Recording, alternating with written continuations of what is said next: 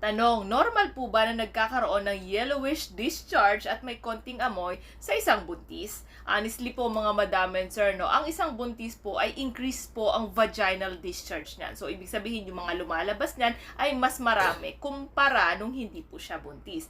And normally po, ang color ng isang leukorrhea or vaginal discharge ay color white. So, ibig sabihin po kapag po ito ay yellow, green, or red, hindi po ito normal. Take note ko din mga madam and sir na ang leukorrhea or vaginal discharge ng isang babae ay walang amoy. So, kung nakakaranas po ng mabaho, amoy malansa, parang nabubulok, even yung pangangate sa inyong ari, or even pag-ihi ninyo ay masakit, ibig sabihin po nito ay merong infection. So, kapag ang buntis po ay less than 20 weeks at nagkaroon ng infection, possible po ito magkaroon ng threatened miscarriage. Kung sakaling naman po beyond 20 weeks at nagkaroon po ng infection ang mommy, possible po ito magkaroon ng preterm labor. Dahil kung sakali pong merong infection sa vaginal part o sa ari ng isang babae, pwede po itong makyat hanggang doon kay baby. Kaya mas mainam pong magpakonsulta sa ating mga OB. Maraming salamat po. God bless!